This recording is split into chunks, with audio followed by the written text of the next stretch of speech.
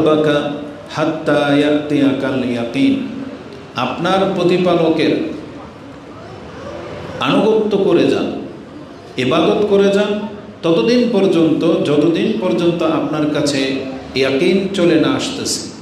ইয়াকিন মানে হচ্ছে মৃত্যু, মানে আপনার দেহে যতক্ষণ পর্যন্ত প্রাণ থাকবে আপনি আপনার রবের গোলামি করে যাবেন। এই আদেশটাকে রাসূলুল্লাহ সাল্লাল্লাহু আলাইহি ওয়াসাল্লাম তার মৃত্যুর পূর্ব মুহূর্তে পর্যন্ত বাস্তবায়ন করে গেছেন, যেমনটা আমরা জানি। আমরা সেই রাসূলের প্রতি সালাত এবং সালাম পাঠ করি, আমরা বলি আল্লাহুম্মা সাল্লি ওয়া সাল্লিম ওয়া বারিক আলা নবিয়িকা মুহাম্মদ। আজকের জুমার খুতবার বিষয় হলো এই 5 ওয়াক্ত ফরজ সালাতের আহমিয়ত, গুরুত্ব সম্পর্কে। যে 5 ওয়াক্ত সালাত আমাদের কাছে কি মাইনে রাখে আমাদের ব্যক্তিগত জীবনের সাথে, এবং আল্লাহ সুবহানাহু ওয়া তাআলার কাছে এই সালাতের মানমর্যাদা কি, সেটা আজকে তুলে ধরার চেষ্টা করা হবে। মূলত বিষয়টাকে আপনি এভাবেও নিতে পারেন যে কেন একজন ব্যক্তিকে নামাজ পড়তেই হবে, বা নামাজ পড়তেই হবে কেন, বা কেন আপনি নামাজ আদায় করবেন। এটা আপনি আজকে এখান থেকে একটু বেসিক ধারণা নিয়ে যাবেন। প্রথমত আমরা জানি যে নামাজ আমাদের উপরে ফরজ করা হয়েছে। ইসলামের স্তম্ভগুলো হচ্ছে 5টি, তার মধ্যে অন্যতম একটি স্তম্ভ হচ্ছে এই 5 ওয়াক্ত সালাত। এক বর্ণনায় রাসূলুল্লাহ সাল্লাল্লাহু আলাইহি ওয়াসাল্লাম পুরো ইসলামের স্তম্ভ শুধু সালাতকেই বলেছেন, যে হাদিসটি আপনি তিরমিজিতে 2616 নম্বরে পেয়ে যাবেন। হাদিসটি ইমাম তিরমিজি রাহিমাহুল্লাহ তিনি তার ইমানের অধ্যায়ে 38 নম্বর অধ্যায়ে এনেছেন, যে এই বাব হলো সালাতের আহমিয়ত সম্পর্কে। তাতে মুআজ বিন জাবাল রাদিয়াল্লাহু তাআলা আনহু রাসূলুল্লাহ সাল্লাল্লাহু আলাইহি ওয়াসাল্লামকে কাছে পেয়ে একটা গুরুত্বপূর্ণ প্রশ্ন করেছিলেন যে আখবিরনি বিআমালিন ইউদখিলুনিল জান্নাহ ওয়া ইউবাঈদুনি মিনান নার, আপনি আমাকে এমন একটা ইবাদতের কথা বলেন যে ইবাদত আমাকে জান্নাতে প্রবেশ করাবে আর যে ইবাদত আমাকে জাহান্নাম থেকে বাঁচাবে। তখন রাসূলুল্লাহ সাল্লাল্লাহু আলাইহি ওয়াসাল্লাম তার প্রশ্ন শুনে তিনি বললেন, লাকাদ সাআলতানি আন আযীম, তুমি তো আমাকে একটা মহা প্রশ্ন করেছ। মানে এটা কত বড় প্রশ্ন যে একজন ব্যক্তি ওটা জেনে যাওয়া যে যেই কাজটা করলে আমি জান্নাতি হব আর যেই কাজটা করতে পারলে আমি জাহান্নাম থেকে মুক্তি পেয়ে যাব, এটা তো অনেক বড় একটা ব্যাপার। এবং এটা ওই ব্যক্তির জন্য সহজ যার জন্য আল্লাহ সহজ করে দিবেন। রাসূল ভাষাটা বলেছিলেন এইরকম, ওয়াইন্নাহু লায়াসিরুন মাইয়াসসারাহুল্লাহু আলাই, এটা ওই ব্যক্তির জন্য সহজ হবে যেই ব্যক্তির জন্য আল্লাহ চাইবেন। তো জান্নাত পাওয়াটা, জাহান্নাম থেকে মুক্ত হওয়া, এটা একমাত্র আল্লাহ যার জন্য চাইবেন তার জন্য সহজ হবে। তাহলে কি আল্লাহ আমাদের জন্য কি সহজ করেননি?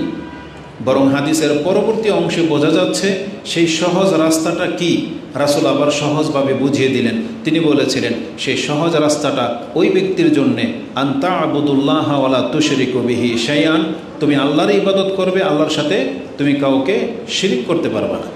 আর অতুকিমুস সালাত অতুতি যাকাত অতাসুম রমাদান অতাহজ্জুল বাইত, তাকে বলা হয়েছিল তুমি 5 ওয়াক্ত সালাত আদায় করবে, যাকাত দেবে, রমজান মাসের সিয়াম রাখবে এবং বাইতুল্লাহর হজ করবে। এই 5টি যেটা আমরা ইসলামের স্তম্ভ বুঝি। এই পিছিয়ে দিকে ওঠো ওঠো ওঠো ওঠো, সামনে একবারে সামনের কাতারে, ওদেরকে কাতারের মাঝখানে বসাই দেন, মাঝখানে বসান, 2 জনকে 2 দিকে। শোনো শোনো, যে চশমা পড়ছেন নাম কি, ওকে ওঠা নিয়ে আসেন, ওকে সামনের কাতারে বসান সোজা করে। এটা হেলান দেওয়ার জায়গা না, এখন জুমার খুতবা চলতেছে, সোজা হয়ে বসেন, সোজা হয়ে বসো, কাতার ঠিক করেন। আমাদের মসজিদগুলোতে এইদিকে এদিকে, এই যেদিকে তাকাও, এইদিকে তাকাও, এইদিকে, এখন খুতবা চলতেছে, কথা শুনতে হবে, সুন্দর করে বসে কথা শোনো, ঠিক আছে? তোমাকে কথা শুনতে হবে। তো আমাদের মসজিদগুলোর আদব হলো আপনাকে কোরআন সুন্নাহ বুঝে পথ চলতে হবে, কারণ এটা ধর্মীয় ব্যাপার, এটা কোনো খেলতামশার জায়গা না। আর এখন যেহেতু খুতবা চলতেছে, একজন মানুষ যদি তার অপর ভাইকে বলে যে উস্কুত, চুপ থাকো, তাহলে আজকের যে মর্যাদা সেটা কিন্তু আপনি হারাবেন। আজকের মর্যাদা কি? যেই ব্যক্তি পায়ে হেঁটে মসজিদে আসলো অজু অবস্থায় এবং দ্রুত আসলো, ইমামের কাছাকাছি অবস্থান নিল, চুপ করে খুতবা শুনল, নামাজ পড়ে নিলেই সে যত কদম লেগেছে মসজিদে তার আসতে, তার এক কদমের নিচে 1 বছরের কিয়াম, 1 বছরের সিয়ামের নেকি লিখে দেওয়া হবে। এটা অনেক বড় একটা ব্যাপার। কিন্তু ওই এত বড় নেকিটা আপনার হাতছাড়া হয়ে যাবে শুধু এই মসজিদের এতটুকু সময় ধৈর্য ধারণ করে না থাকার কারণে। অনেকে আছে কথাও বলবে না, কিন্তু ব্যক্তিগত কাজে যারা অন্যমনস্ক থাকবেন, যে বসে বসে নখ চিমটাচ্ছেন, বসে বসে পায়ের এইগুলো খুঁটছেন, জামা নিয়ে খেলবেন, রাসূল বলেছেন যেই ব্যক্তি ফামান মাসাল হাসা, যেই ব্যক্তি কঙ্কর স্পর্শ করলো, ফাকাদ লাগাও, সেও লাগু কাজ করলো। আর লাগু মানে অনর্থক কাজ। অনর্থক কাজ করলেই আপনার এই নেকি হাতছাড়া হয়ে যাবে। এটা বড় একটা ব্যাপার। কিন্তু আমরা মসজিদে আসলে এমন আচরণ করি, মনে হচ্ছে যে আপনি মানে কি, কেন আসছেন, কার সামনে আসছেন, এগুলো আপনি ভুলে যান। অথচ আল্লাহ সুবহানাহু ওয়া তাআলা বলেছেন মসজিদ আবাদ করবে যারা আল্লাহকে ভয় করে। মসজিদে তারা যদি ভীতির সাথে প্রবেশ করে তাহলে তারা ক্ষমা পেয়ে যেতে পারে। এটা হচ্ছে আল্লাহর ঘর। তো এই জন্য আদব রক্ষা করে চলতে হবে। আর এই ক্ষেত্রে কোনো বাচ্চাকেও ছাড় দেওয়া যাবে না যে ওকে আপনি ঢিনাই করবেন, ওর মর্জি মতো যা খুশি করবে না, চলবে না। কারণ ওকে আদব শিক্ষা দিতে হবে, এটা এই বয়স থেকেই এই শিক্ষা ওকে নিতে হবে। জি। তো রাসূলুল্লাহ সাল্লাল্লাহু আলাইহি ওয়াসাল্লাম আমাদেরকে বলেছেন সেই সহজ রাস্তাটা কি? ইসলামের এই 5টি স্তম্ভ, যে তুমি আল্লাহর ইবাদত করবে, আল্লাহর সাথে শিরিক করবে না, 5 ওয়াক্ত সালাত আদায় করবে, টাকা হয়ে গেলে হজ করবে, যাকাত দেবে, এবং রমজান মাস চলে আসলে রমজান মাসের সিয়াম রাখবে। তাহলে বোঝা যাচ্ছে যে এই কাজগুলো যারা মোটামুটি করে এরা হচ্ছে ওই ব্যক্তি যাদের জন্য আল্লাহ জান্নাতকে সহজ করে দিয়েছেন। সহজ ইবাদত, সহজ রাস্তা। তারপর রাসূল সাল্লাল্লাহু আলাইহি ওয়াসাল্লাম বললেন আলা আদুল্লুক, আমি কি তোমাকে বলবো, আলা আবওয়াবিল খায়র, কল্যাণকর সমস্ত রাস্তাগুলো, যেগুলোর মাধ্যমে মানুষ অনেক বেশি কল্যাণপ্রাপ্ত হবে বা আল্লাহর নৈকট্যবান বান্দা হতে পারবে? তখন তিনি বলছেন বালা ইয়া রাসূলুল্লাহ। তখন তিনি বলেছেন আসিয়ামু জুন্নাহ, বেশি বেশি সিয়াম রাখো, এটা তো তোমার আর জাহান্নামের মাঝে দেয়াল হয়ে যাবে। ওয়াসাদাকাতু তুতফিউ আল খাতিআ কামা ইউতফিউ আল মাউন নার, যেভাবে পানি আগুনকে ঠান্ডা করে দেয়, আগুনের উপরে যদি পানি পড়ে আগুন যেভাবে নিভে যায়, একজন ব্যক্তির দান সাদকা যদি থাকে তাহলে তার পাপের উপরে এইভাবে পানি হয়ে যাবে। তার মানে প্রত্যেকটা পাপ হচ্ছে আগুন, জ্বালানি, যেটা জাহান্নামে জ্বলবে। কিন্তু দান সাদকা হলো সেই পাপের উপরে পানি ঢেলে দেওয়া। রাসূল সাল্লাল্লাহু আলাইহি ওয়াসাল্লাম এটাই বলেছেন যে পানি যেভাবে আগুনকে নিভিয়ে দেয়, দান সাদকা তোমার পাপকে নিভিয়ে দেবে। তার মানে ওই লাকড়ির মধ্যে যদি আপনি আগুন ধরান, ধরবে না। জ্বালানি, যেমন ধরেন শুকনো কাঠ, আগুন লাগিয়ে দিলেই ধরে যেত, কিন্তু আপনি ওটাকে ভিজিয়ে ধরান, ধরবে না। আগুনের মাত্রা যদি বেশি হয় আর ওটা কাঠ যদি শুকিয়ে যায় তখন আবার আগুন ধরবে, কিন্তু ভিজা কাঠে আগুন লাগাতে পারবেন না আপনি।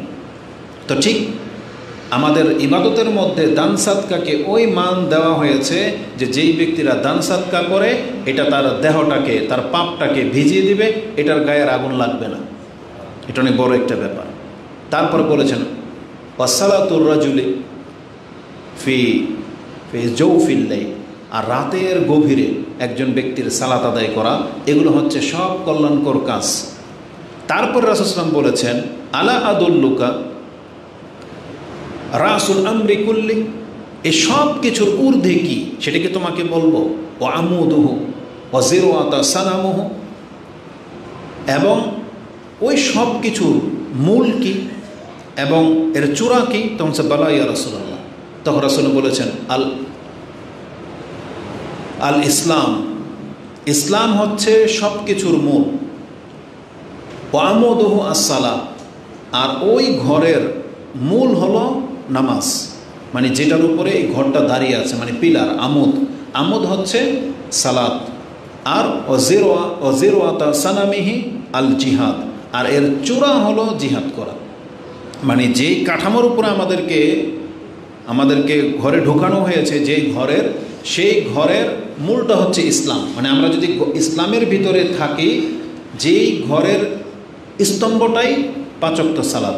ওখানে কিন্তু যাকাতও নিয়ে আসা হয় নাই, ওখানে সিয়ামকে নিয়ে আসা হয় নাই, এককভাবে সালাতকে নিয়ে আসা হয়েছে।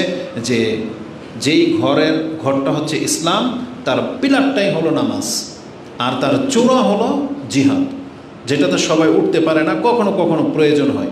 জিহাদ মুসলিমদের জন্য কখনো কখনো প্রয়োজন, কিন্তু এখন যেহেতু প্রয়োজন হয়নি, এখন আমাদের বাংলার জমিনে যেহেতু এখনও জিহাদ করার সেই প্রেক্ষাপট তৈরি হয়নি, তাহলে আমাদেরকে যদি শর্টকাট জান্নাত পেতে হয়, তাহলে এই ইসলামের আমোদটাকে ঠিক করতে হবে। সেটা কি? এই 5 ওয়াক্ত সালাত। বরং এমনও হাদিস রয়েছে, জিহাদের আগে সালাতকে প্রাধান্য দিতে হবে। আর জিহাদ তো করবেই আল্লাহর বান্দারা, আর নামাজ না পড়লে সে আল্লাহর বান্দাই হইতে পারে না। তখন তার জিহাদটা হয়ে যাবে ভিন্ন কিছু। এটা হবে একটা রক্তপাত, এটা হবে দেশাচার, এটা হবে কাউমি মানে ব্যক্তিগত, এটা হবে শান শৌকত মানে নিজেকে মুজাহিদ বলা হবে, অন্যান্য উদ্দেশ্য হয়ে যাবে। এমনটা হইতেই পারে না যে এক ব্যক্তি আল্লাহর জন্য রক্ত দিয়ে দিবে নাজাতের জন্য, আর সে নামাজ পড়বে না, এটা হইতে পারে না। তখন এটা আল্লাহর কাছে হয়ে যাবে কি? লোক দেখানো কাজ, পপুলারিটি, ফেমাস হওয়া, বা ওই যে নেম প্লেটে তার নাম চলে আসা। কিন্তু যেই ব্যক্তি নাজাতের জন্য জিহাদ করতে চায়, তাহলে তার প্রথম কাজ হলো আগে নাজাতের জন্য সালাত আদায় করা, সে আল্লাহর বান্দা এটা প্রমাণ করা। আর যারা আল্লাহর বান্দা, আল্লাহ তাদেরকে বলেছেন জিহাদ করতে। এই জন্য আল্লাহর বান্দা না হয়ে যদি কেউ জিহাদ করে, তাহলে তার জিহাদ হয়ে যাবে আবু তালেবের মতো। কারণ আবু তালেব ইসলাম গ্রহণ না করেও রাসূল ইসলামের জন্য জিহাদ করেছিল কাফেরদের বিরুদ্ধে, রাসূল ইসলামের সাথে থেকেছিল। রাসূলুল্লাহ সাল্লাল্লাহু আলাইহি ওয়াসাল্লাম সাথে থেকে কেমন জিহাদ করেছেন তিনি? তার পুরো কওমের বিপক্ষে তিনি দাঁড়িয়ে গিয়েছিলেন। তাকে বন্দী করা হয়েছিল, মানে ঘেরাও করা হয়েছিল, তাদের সাথে সম্পর্ক ছিন্ন করা হয়েছিল, কিন্তু আবু তালেব রাসূলকে ছাড়েন নাই, রাসূলুল্লাহ সাল্লাল্লাহু আলাইহি ওয়াসাল্লামের সাথেই ছিলেন। কিন্তু এই প্রচেষ্টা, এই জিহাদ তাকে মুক্তি দিতে পারেনি, কারণ তিনি আল্লাহর প্রতি ঈমান আনেননি। তাহলে যেটা নাজাতের জন্য প্রথম লাগবে, এটা আপনার ঠিক আছে কিনা দেখতে হবে। এই জন্য যারাই জিহাদ করব, আগে আমাদের 5 ওয়াক্ত সালাতকে ঠিক রাখতে হবে। যারা আবার বক্তব্য ঝাড়ে না যে যখন শত্রুপক্ষ চেপে যাবে, যখন জিহাদ শুরু হয়ে যাবে, তখন নামাজ আকীদা এইসব দেখা দেখি নাই, এ কথাটা আসলে সঠিক না। বরং অবশ্যই আপনাকে আগে থেকে প্রস্তুতি থাকতে হবে, তারপরে আপনি ওই সিচুয়েশনে পড়ে গেলে তখন আপনি জিহাদে অংশ নেন। পাপ থাকলেও তখন আপনি জিহাদে অংশ নেবেন, সেটা বলবো। কিন্তু একজন বেনামাজি, ওই হুজুকে যদি কোনো হিন্দু ও বাংলাদেশের হয়ে যদি জিহাদ করে, আপনি কি তারও জান্নাতে পাঠিয়ে দিবেন? তাহলে ওই একই অবস্থা, একজন হিন্দু যদি বাংলাদেশের জন্য কাফেরদের সাথে জিহাদ করে, আর একজন বেনামাজি যদি জিহাদ করে, এই দুইজনের মান সমান, সে নাজাত কিন্তু পাবে না। কারণ নামাজকে ঈমান বলা হয়েছে। ইমাম মুসলিম রাহিমাহুল্লাহ সেই হাদিস কোট করেছেন, যেটা আপনি ঈমানের অধ্যায় 153, 54, 55 এই 3টা হাদিস পড়েন। তাতে জাবির বিন আবদুল্লাহ থেকে রাসূল সাল্লাল্লাহু জিজ্ঞাসা করা হয়েছে যে আন্না রাজুলান সাআলা, বা জিজ্ঞাসা করা হয়েছে সুইলা, রাসূলকে জিজ্ঞাসা করা হয়েছে আইয়ুল আমালি আফদাল, আল্লাহর কাছে কোন আমল সবচেয়ে প্রিয় বা উত্তম। তারপর প্রশ্ন করা হয়েছে আইয়ুল আমালি আহাব্বু ইলাল্লাহ, আল্লাহর কাছে কোন আমল সবচেয়ে পছন্দনীয়। তারপরে জিজ্ঞাসা করা হয়েছে আরেকটা প্রশ্ন যে আইয়ুল আমালি আকরাবু ইলাল জান্নাহ, কোন আমলটা আমাকে সবচেয়ে বেশি জান্নাতের নিকটে করে দেবে। এই 3টা প্রশ্নের জবাব রাসূল বলেছেন আসসালাতু ফি ওয়াক্তিহা, আসসালাতু লি ওয়াক্তিহা, আসসালাতু ফি আউয়ালি ওয়াক্তিহা, এভাবে আছে। আবার বলা হয়েছে আসসালাতু আলা মাওয়াকিতিহা, নামাজকে তার ওয়াক্ত মোতাবিক আদায় করা। এটা হলো ওই আমল, যে আমলটাকে আল্লাহ সবচেয়ে পছন্দ করেন, যে আমলটা সবচেয়ে উত্তম ইবাদত, যেই আমলটা একজন মানুষকে খুব দ্রুত জান্নাতের নিকটে করে দেয়, সেটা হচ্ছে 5 ওয়াক্ত নামাজ। আজকে এটা যখন কোনো ব্যক্তি ছেড়ে দেবে, তাহলে তার জান্নাতে ঢোকার আর কোনো ইচ্ছা অন্য কোনো ওয়ে দিয়ে হবে না। এটা জেনে নেন, এটা হচ্ছে প্রথম বাপ ধরে নেন। ঈমানের পরেই যেটার স্থান ঈমান, বরং ঈমানের পরে স্থান না, ঈমান থাকে তো ভিতরে, আর এটাকে বহিঃপ্রকাশ ঘটানোর যতগুলো আমল আছে তার প্রথম স্তরে হচ্ছে সালাত। একজন ব্যক্তির ঈমান আছে, এটার প্রথম প্রকাশই হচ্ছে তার 5 ওয়াক্ত সালাত। তাহলে যারা বেনামাজি, নামাজ আদায় করেন না আর বলেন আমার ইমান ঠিক আছে, তাহলে আপনি কোরআন সুন্নাহর বিপক্ষে মত দাঁড় করালেন। আল্লাহ বলতেছেন না নামাজিরাই হলো মুমিন, আর আপনি বলতেছেন যে নামাজ না পড়েও মুমিন থাকা যায়। মানে আপনার বক্তব্যটা হচ্ছে কোরআন হাদিসের খেলাফ, অতএব আপনি নাজাত পাবেন না। আপনাকে এই নীতির উপরে আসতে হবে যে ইমানের পরে সর্বপ্রথম দায়িত্ব এবং ইমানের বহিঃপ্রকাশই হচ্ছে সালাত। যার সালাত নাই তার ইমান নাই।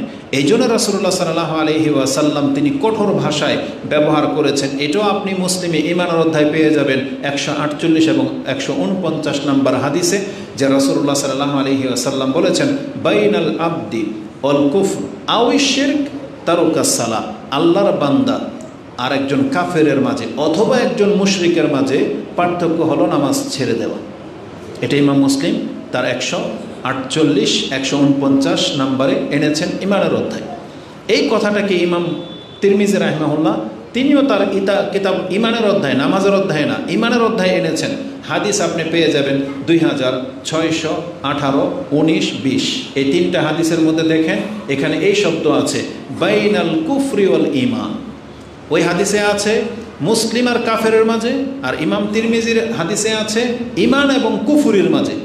কুফুরি এবং ইমানের মাঝে পার্থক্য হলো তারুকাস সালাহ, নামাজ ছেড়ে দেওয়া। তার মানে যেই ব্যক্তি নামাজ আদায় করে সে মুসলিম এবং ইসলামের উপরে আছে, আর যেই ব্যক্তি নামাজ আদায় করে না সেই ব্যক্তি কাফের এবং কুফুরির মধ্যে আছে।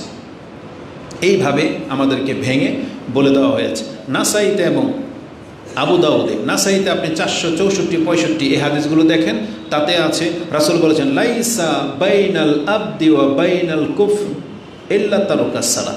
এমন কোনো ইবাদত নাই যেটা একজন বান্দাকে কুফরি থেকে আলাদা করতে পারে। একটা মাত্র ইবাদত, সেটা হচ্ছে নামাজ ছেড়ে দেওয়া। এই নামাজ এটা আমাদের পরিচয় বহন করে, এটা হচ্ছে প্রকৃত মুমিনদের রূপ। এবং এই ফতোয়াটা সমস্ত সাহাবীদের, সাহাবায়ে কেরামরা নামাজটাকে ইমান মনে করতেন, নামাজ ছেড়ে দেওয়াটাকে কুফরি মনে করতেন। এই সম্পর্কেও ইমাম তিরমিজি রাহিমাহুল্লাহ তিনি তার ইমানের অধ্যায়ে হাদিস এনেছেন। 9 নম্বর পর্বে গিয়ে আপনি পেয়ে যাবেন আব্দুল ইবনে শাকিক আল ওকাইলি, প্রখ্যাত তাবি, তিনি একটা মত পেশ করেছেন যে কানা আসহাবু মুহাম্মাদিন সাল্লাল্লাহু আলাইহি ওয়াসাল্লাম লা ইয়ারাউনা শাইআন মিনাল আমালি তারকুহু কুফরুন গায়রাস সালাহ। আমি রাসূলুল্লাহ সাল্লাল্লাহু আলাইহি ওয়াসাল্লামের সাহাবায়ে কেরামদেরকে পেয়েছি যারা কোনো ইবাদত ছেড়ে দেওয়াটাকে কুফরি মনে করতেন না, একমাত্র নামাজ ব্যতীত। এই সালাত এমন একটা স্বতন্ত্র ইবাদত যেটাকে ছেড়ে দেওয়াটাকে সাহাবায়ে কেরামরা কুফরি মনে করতেন। এটা আপনি পেয়ে যাবেন তিরমিজিতে ইমানের অধ্যায় 2622 নম্বর হাদিসে রয়েছে যে প্রত্যেকটা সাহাবী নামাজ ছেড়ে দেওয়াটাকে কুফরি মনে করতেন। তারই ফলশ্রুতিতে ওমর রাদিয়াল্লাহু তাআলা আনহুর জীবন থেকে একটা ঘটনা আপনি পাবেন। সেটা মৌজুমুল কাবির আলা ওসাতে রয়েছে এবং ইমাম মুয়াত্তা মালিক, ইমাম মালিক তার মুয়াত্তা মালিকে 53 এবং 54 নম্বরে একটা আসার এনেছেন। এটা প্রমাণ করার জন্য যে রক্ত বের হলে ওযু নষ্ট হয় না। আমাদের সমাজের মাযহাব আবার ভিন্ন কথা বলে, কিন্তু মালিকি মাযহাব অনুযায়ী তাদের মতে রক্ত বের হলে ওযু নষ্ট হয় না। আর দলিল পেশ করেছেন ওমর রাদিয়াল্লাহু তাআলা আনহুর জীবনের ঘটনা থেকে। এটা একটা বড় ব্যাপার যে ইমামরা যখন কোনো মত পেশ করেন আর সাথে দলিল পেশ করে দেন, এটা হকের প্রমাণ। কিন্তু কিছু ইমাম আছে, কিছু মাযহাবের ইমাম আছে, কথা ঢালাওভাবে বলতেই থাকে, কোত্থেকে রেফারেন্স নিয়েছে, এটা হক না বাতিল, এর কি দলিল আছে, কিছুই পেশ করে না, ফতোয়া ঝেড়ে দিয়ে চলে যায়। এমনটা হবে না। মুয়াত্তা মালিকে ইমাম মালিক রাহিমাহুল্লাহ তিনি বাব অধ্যায় কায়েম করেছেন যে রক্ত বের হলে ওযু নষ্ট হয় না। দলিল স্বরূপ কি এনেছেন? ওমর রাদিয়াল্লাহু তাআলা আনহুর ঘটনা, যে যেই দিন ওমর রাদিয়াল্লাহু তাআলা আনহুকে চাক্কু দিয়ে আঘাত করা হয়েছিল সেটা নামাজ অবস্থায় ফজরের সালাতে। লুলু, ফয়রোজ, অগ্নিপূজক শত্রু তার জের ধরে ফজরের নামাজে যেহেতু অন্ধকার ছিল, সে বিষ মাখানো চাক্কু দিয়ে তাকে 3টা কি 4টা আঘাত করেছিল। তার পেটের ছিদ্র এপারও সব রক্তনালী বা খাদ্যনালী কেটে গিয়েছিল এবং বিষ পুরা শরীরে ছেয়ে গিয়েছিল। সেই দিনের ঘটনায় ওই নামাজে আরও 7 জন সাহাবীর কথা আছে যারা জায়গাতেই শহীদ হয়ে গেছে। ওমর রাদিয়াল্লাহু তাআলা আনহু একদিন বেঁচে ছিলেন, ওই দিন তিনি ইন্তেকাল করেননি, তার পরের দিনও তিনি বেঁচে ছিলেন। এবং শেষ দিন যখন তার ইন্তেকাল হবে সেই দিনের ফজরের ঘটনা, তিনি বলতেছেন, প্রথমে তার ঘটনা থেকে এটা পাওয়া যায়, যখন তিনি আহত হলেন, বেহুশ হয়ে গেলেন, নামাজরত অবস্থায় শেষ রাকাত ছিল, তিনি নামাজটা পুরা করতে পারেননি।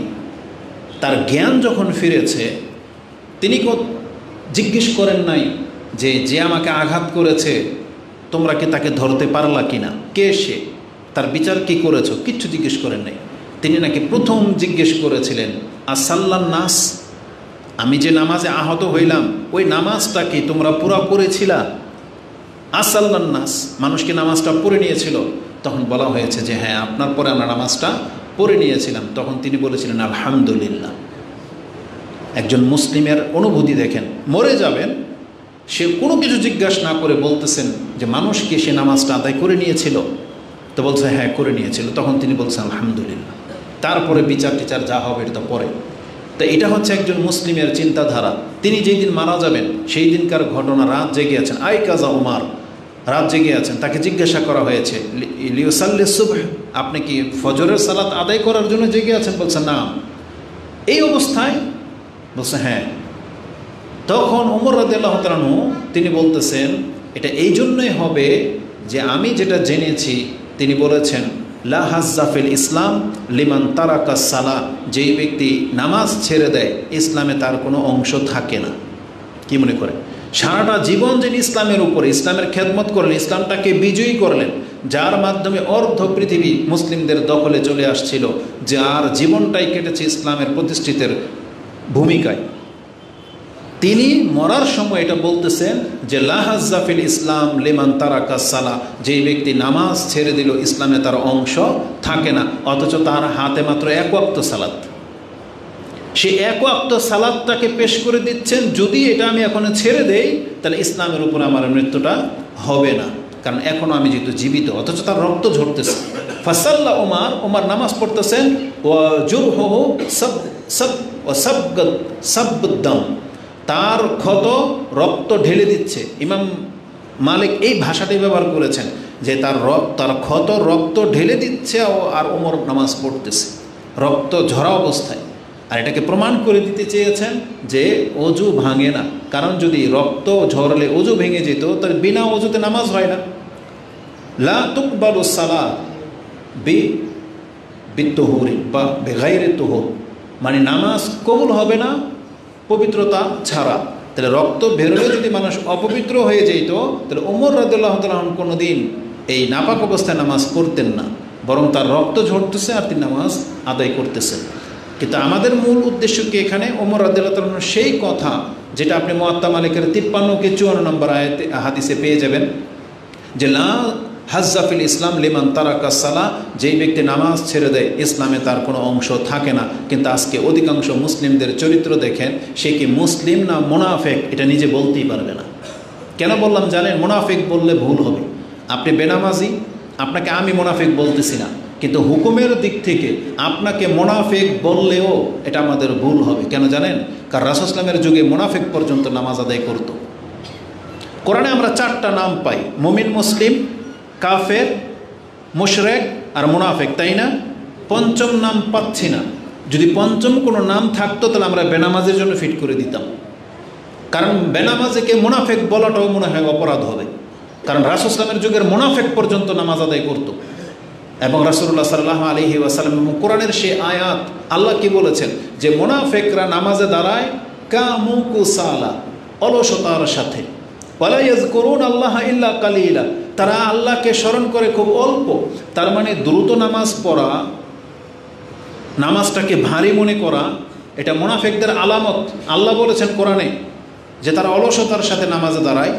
আর রাসূল বলেছেন আসকালুস সালাতি আলাল মুনাফিকিনা সালাতুল ইশাই ওয়া সালাতুল ফজর, আও কামা ক্বালা রাসূলুল্লাহি সাল্লাল্লাহু আলাইহি ওয়াসাল্লাম, যে মুনাফিকদের উপরে সবচেয়ে ভারী নামাজ হচ্ছে এশার নামাজ আর ফজরের নামাজ। তাহলে এরা মুনাফিক অথচ নামাজ পড়ে। আপনি কি একবার ভাবেন জীবনে আপনার জীবন নিয়ে যে আপনি নামাজ না পড়ে তাহলে মুসলিম হইলেন কিভাবে, যেখানে মুনাফিক পর্যন্ত নামাজ পড়ে? এজন্য আমাদের জানা নাই যে আপনার ভাষাটা কি হবে, কি হুকুম লাগানো হবে আপনার উপরে। আপনাকে আরেকটা নোক্তা দেখাই দিই, বেনামাজের কথা কোরআন হাদিসে আলোচনায় আসে নাই। তারপরে মানে কি মেসেজ দেব আপনাকে এটা আমি? মানে আল্লাহ সুবহানাহু ওয়া তাআলা বেনামাজিদের সম্পর্কে কোনো কথাই বলেন নাই, এমনকি রাসূলুল্লাহ সাল্লাল্লাহু আলাইহি ওয়াসাল্লাম বেনামাজিদের সম্পর্কে তেমন কোনো কথা বলেন নাই। কারণ রাসূল সাল্লামের একজন সাহাবীর নাম আপনি দেখাইতে পারবেন না যে নামাজ পড়তো না, আর রাসূল তাকে এইটা তালকিন করেছেন যে তুমি নামাজ পড়ো না কেন, দেখাইতে পারবেন না। বরং রাসূল সাল্লাম কাউকে নফল নামাজের প্রতি বেশি আদেশ করেছেন, আবার কাউকে বলেছেন তোমাকে এত নফল পড়তে হবে না, মাঝে মাঝে রাত্রে ঘুমাইবা, মাঝে মাঝে সালাত পড়বা নফল নামাজের ক্ষেত্রে। কিন্তু কোনো সাহাবীকে রাসূলুল্লাহ সাল্লাল্লাহু আলাইহি ওয়াসাল্লাম এটা জেরা করেছেন বা প্রশ্ন করেছেন যে তুমি কি আজকে সালাত পড়েছ, এটা হইতে পারে না। কারণ রাসূল সাল্লাল্লাহু আলাইহি ওয়াসাল্লামের সাহাবে কেরামরা মুনাফিক ছিলেন না, তারা আল্লাহর প্রতি ঈমান এনেছেন, এই জন্য ঈমানের দাবিতে তারা সালাত আদায় করতেন, তাদেরকে হুকুম জারি করতে হয়নি। আপনি দেখাইতে পারবেন না যে কোনো সাহাবীকে বেনামাজি হওয়ার কারণে এতটা বেত্রাঘাত করা হয়েছে, কোনো প্রমাণ নজির আপনি দেখাইতে পারবেন না। যে মুসলিম আবার নামাজ পড়বে না, এটা রাসূল সাল্লাল্লাহু আলাইহি ওয়াসাল্লামের মেন্টালিটিতে ছিল না। আর আল্লাহ সুবহানাহু ওয়া তাআলা যেন বেনামাজি সম্পর্কে কোনো কথাই বলেন নাই যে আল্লাহর বান্দা হয়েও আবার নামাজ পড়বে না, প্রশ্নই ওঠে না। এটা কাফেরের চরিত্র হতে পারে, এটা মুনাফিকের চরিত্র হতে পারে, এটা মুশরিকের চরিত্র হতে পারে, কিন্তু মুসলিম বেনামাজি হইতে পারে না। বেনামাজির কথা যে আল্লাহ বলেন নাই তার বাস্তব প্রমাণ হলো মুসলিমের থেকে একটা হাদিস নিয়ে নেন। ইমাম মুসলিম রাহিমাহুল্লাহ তিনি তার ঈমানের অধ্যায়ে হাদিস এনেছেন ৮০-৮১ নম্বর অধ্যায়ে, জিসরে জাহান্নাম, জাহান্নামের উপরে যে পুল হবে সেই পর্বে গিয়ে হাদিস পেয়ে যাবেন, এবং সর্বশেষ ব্যক্তি যে জান্নাত পাবে সেই বর্ণনাতেও পেয়ে যাবেন। তাতে আমি যে কথাটা এখন বলবো সেটা আপনি ৩৪৩ নম্বর হাদিসে পেয়ে যাবেন, ঈমানের অধ্যায়ে মুসলিমে ৩৪৩। তাতে রাসূলুল্লাহ সাল্লাল্লাহু আলাইহি সাল্লাম বলেছেন যখন বিচার শুরু হবে আল্লাহ সুবহানাহু ওয়া তাআলা বিচারের মাঠ থেকে প্রথমে কাফেরদেরকে সরিয়ে দিবেন, এমন একটা আদেশ করবে যে কাফের শর্তে বাধ্য, কাফের, ইহুদি, নাসারা, খ্রিস্টান, বৌদ্ধ সব হাসরের মাঠ থেকে সরে যাবে, বাকি থাকবে মুসলিমরা। এই মুসলিমদের মধ্যে যারা আল্লাহ ছাড়া আর কারো ইবাদত করে নাই, তাদের মধ্যে এমন ব্যক্তিরাও থাকবে যারা আল্লাহর ইবাদত করে নাই। এখন তাদেরকে কিভাবে বের করা হবে? আল্লাহ সুবহানাহু ওয়া তাআলা তাদেরকে জিজ্ঞেস করবেন তোমরা এখানে অপেক্ষায় কেন আছো? তোমরা কি মানে কুল্লু উম্মাতিন, প্রত্যেক জাতি তার মাবুদদের সাথে চলে গেছে, তোমরা কেন অপেক্ষমান? এবং বলা হবে যে হাজা মাকানুনা, এটা আমাদের স্থান, হাত্তা নাতিয়া রাব্বুনা, আমাদের রব যতক্ষণ পর্যন্ত না আসবে আমরা এখানে দাঁড়িয়ে থাকব। তখন আল্লাহর পক্ষ থেকে বলা হবে হাল বাইনাকুম ওয়া বাইনাহু আয়াতুন তারিফুনাহু, আল্লাহকে চেনার মতো তোমাদের কাছে কি কোনো দলিল আছে? চিনবা কি করে আল্লাহকে? তোমাদের কাছে কি কোনো প্রমাণ আছে? তখন মুসলিমরা বলবে না, হ্যাঁ প্রমাণ আছে। কি বলবে? আসাক, পায়ের গোছা। কারণ কোরআনে আল্লাহ সুবহানাহু ওয়া তাআলা বলেছেন যে কিয়ামতের মাঠে পায়ের গোছাকে উন্মুক্ত করা হবে এবং আমাদেরকে সেজদা করার জন্য ডাকা হবে। কোথায় আছে? আল্লাহ বলেছেন ওয়ায়ুকশাফু আন সাকিন ওয়ায়ুদাউনা ইলা সুজুদি ফালা ইয়াস্তাতিউন, ইয়াউমা ইউকশাফু আন সাক, আল্লাহ বলেছেন যেই দিন পায়ের গোছাকে উন্মুক্ত করে দেওয়া হবে, ওয়ায়ুদাউনা ইলা সুজুদি, যাদেরকে সেজদার জন্য ডাকা হবে, ফালা ইয়াস্তাতিউন, কত ব্যক্তি আছে সেই দিন সেজদা করতে পারবে না। কারা তারা? দুনিয়াতে যাদেরকে নামাজের জন্য ডাকা হয়েছিল, আল্লাহ বলেছেন ওয়ায়ুদাউনা ইলা সুজুদি ওয়া হুম সালিমুন, এটা আয়াতের শেষ অংশ। আল্লাহ বলেছেন যাদেরকে নামাজের জন্য ডাকা হয়েছিল ওহুম সালেম, তারা কি ছিল? সুস্থ, সক্ষম, নিরাপত্তায় ছিল, কোনো ভয় ছিল না যে মসজিদে আসতে পারে নাই, অসুস্থ ছিল না যে মসজিদে আসতে পারে নাই, এমন না যে ঘুমিয়ে গেছে আজান শুনতে পায়নি, শত্রুর ভয় ছিল অথবা সেন্সলেস ছিল, এমন না। সালেম, আল্লাহ বলছেন সালেমুন, তারা একেবারে নিরাপত্তা ছিল, সক্ষম ছিল, নির্ভয়ে ছিল, কিন্তু তারা মসজিদে আসে নাই, তারা সেজদা করতে পারবে না। আল্লাহ সুবহানাহু ওয়া তাআলা বিচারের মাঠে যখন বলবেন সাত, তখন আল্লাহ তার পায়ের গোছাকে উন্মুক্ত করে দিবেন, ওয়াজিনাল্লাহু লাহু বিসসুজুদ, এবং তাদেরকে অনুমতি দেবেন যে এখন আমাকে সেজদা করে দেখাও। রাসূল বলেছেন ফালা ইয়াবকা মান কানা ইয়াসজুদু মিন তিলকাই নাফসি, দুনিয়াতে যারা অন্তর থেকে আল্লাহর সালাত আদায় করেছিল তারা একজনও বাকি থাকবে না, সাথে সাথে তারা সেজদায় লুটিয়ে পড়বে, সেজদায় পড়ে যাবে। এখন এই দৃশ্য দেখে ওয়ালা ইয়াবকা মান কানা ইয়াসজুদু তিকাআন ওয়া রিয়াআন ওয়া সুমআন, সুমআতান বলা হয়েছে, তাদেরকে সেজদা করতে দেখে ওই ব্যক্তিরও বাকি থাকবে না যারা হয়তো দুনিয়াতে সালাত আদায় করেছিল কোনো লোভে, কোনো কিছু পাওয়ার আশায়, কারো ভয়ে, অথবা লোক দেখানো, অথবা কোনো প্রয়োজনে যারা নামাজ আদায় করেছে। যেমন বিয়ের সময় নামাজ পড়ে 2 রাকাত, ওরা নাকি এটা জানাইছে নিয়ম যে বিয়ের দিন 2 রাকাত নামাজ পড়তে হয়। কত জাহেলদেরকে দেখছি আবার স্বামী স্ত্রী দুজন পাশাপাশি দাঁড়ায়, নিয়ত তো জানে না, নিয়তই জানে না সে বিয়ের নামাজের নিয়ত কি। তখন পেছন থেকে নানি দাদিকে বলে দেয় আল্লাহ আকবর বল, আল্লাহ আকবর বল, বুঝেন না? তারপরে এমন পুরুষ বহু দেখেছি ভিডিওতে, তো কিছু কিছু দৃশ্য দেখা যায়, ও আর বউর দিকে তাকায় যে ও কেমনে নামাজ পড়ে। ও নিজেই জানে না, অথচ ইমাম, ও জানে না যে রুকু সেজদা কখন করতে হয়। ও এমনি তাকায় যে দেখে আর বউ কীভাবে নামাজ পড়ে। মানুষ এত মূর্খ হইতে পারে। আবার মূর্খামির একটা চরম দৃশ্য দেখলাম নেটের মধ্যে। জায়নামাজ বেরিয়েছে, একটা লাভ চিহ্ন দেওয়া, 2টা একসাথে জোড়া আর কি। হ্যাঁ, এটা জোড়া, মানে একটা বরের একটা হচ্ছে কনের, জামাই বউর জন্য 2টা এরকম জায়নামাজ ডিজাইন করে বানানো হয়েছে, একটু আগ পিছ। এটা একটা চরম মূর্খামি। মহিলারা যদি কাতারে দাঁড়ায়, কোথায় দাঁড়াবে বলেন? পেছনে দাঁড়াবে, এক কাতার পেছনে। যদি আপনি আর আপনার স্ত্রী নামাজ পড়েন, সে দাঁড়াবে যেমন ইমামের পেছনে, আপনারা দাঁড়ান এক কাতার পেছনে, তাহলে মহিলারা দাঁড়াবে এক কাতার পেছনে, পুরুষ থাকবে সামনে। অথচ এই মূর্খ জাতি এইটা পর্যন্ত শিখলো না যে বিয়ের দিন নামাজ পড়বে, তাও জামাই বউকে একসাথে দাঁড় করিয়ে দেয়। এটা একটা চরম মূর্খামি। তালাকুল্লিহাম, তো যারা দুনিয়াতে কোনো না কোনো দিন কোনো না কোনো কারণে যারা জুমার নামাজ পড়তে আসছেন বা ঈদের নামাজ পড়বেন, জীবনের এই 2টা নামাজ আপনি পড়েন, তারাও দেখবে যে আজকে সেজদা করতে পারলেই আমি নাজাত পেয়ে যাব। তখন তারাও চাইবে সেজদা করতে, কিন্তু আল্লাহ সুবহানাহু ওয়া তাআলা কি করবেন? জাআল আল্লাহু যাহারাহু তাবাকাতান ওয়াহিদা, আল্লাহ তাদেরকে এরকম একটা শক্ত কাষ্ঠের মতো সোজা করে দেবেন। এই পুরো মেরুদণ্ডটা হিলবে না, প্রত্যেকটা হাড় দিয়ে শক্ত হয়ে যাবে। কুল্লামা আরাদা আইয়াসজুদা খাররা আলা কাফা, রাসূল বলেছেন যখনই তারা সেজদা করতে চাইবে, জোর খাটাবে, চিত হয়ে পড়ে যাবে। আল্লাহর সামনে দৃশ্য এটা, সেজদা করতে পারবে না। কারণ আল্লাহ সুবহানাহু ওয়া তাআলা প্রত্যেকটা দুনিয়ার ইবাদতকে পরকালের সাথে জোড়া করে দিয়েছেন। মানে দুনিয়াতে যেগুলো আপনি ইবাদত রূপে দেখতেছেন, এগুলো ঘটবে সব হাশরের মাঠে। যেমন আল্লাহ আমাদেরকে দাঁড় করিয়ে রাখবেন হাশরের মাঠে, কিন্তু কাউকে বসতে দেওয়া হবে না, সেখানে দাঁড় করিয়ে রাখা হবে। আপনি সেই দৃশ্যটা দেখেন তো, যে আল্লাহর সামনে যারা কিয়াম করে রাত্রে দাঁড়িয়ে থাকে, পা ফুলিয়ে দেয়, কেন তিনি এমনটা করতেন? হতে পারে হাশরের মাঠের দাঁড়ানোটা তার জন্য সহজ হয়ে যাবে। এই জন্য আমাদেরকে কিয়াম করে নামাজ পড়তে বলা হয়েছে। নামাজে কিন্তু কিয়াম করা ফরজ। এই জন্য যে যতক্ষণ লম্বা আপনি দাঁড়িয়ে থাকবেন, হতে পারে আল্লাহ সুবহানাহু ওয়া তাআলা হাশরের মাঠের দাঁড়ানোটাকে সহজ করে দেবেন। দুনিয়ার মধ্যে যেমন এই নামাজের দৃশ্যটা নিয়ে নেন, আল্লাহর সামনে এক দল লম্বা সেজদায় পড়ে থাকবে, আরেক দল চিত হয়ে পড়ে থাকবে, হিলতে পারবে না, কারণ তো পিঠ সোজা হয়ে গেছে। আর যখনই সেজদা করতে চেয়েছে চিত হয়ে পড়ে গেছে। এখন কিছু মানুষ আছে সেজদায়, কিছু মানুষ শুয়ে আছে চিত হয়ে। দেখেন তো এই দৃশ্যটা পৃথিবীতে ঘটে কিনা? ফজরের নামাজে ঘটে না এটা? আজান হয়েছে, যারা সালাত পড়ার মসজিদে চলে আসছে, মহিলারা ঘরে নামাজে সেজদায়, কিন্তু যারা নামাজ পড়ে না তারা তখন কোথায় থাকে? বিছানায় চিত হয়ে থাকে। কি মনে করেন দৃশ্যটা? এটা আল্লাহর সামনে ঘটবে। সেই দিন আপনি কোনো উপায় দেখবেন না, আপনি চাইলেও সেদিন জাগতে পারবেন না, চাইলেও আপনি সোজা হয়ে বসতে পারবেন না, কারণ আপনি তো নিজেকে এইভাবেই গড়ে তুলেছেন। এটা এইভাবে শক্ত হয়ে যাবে।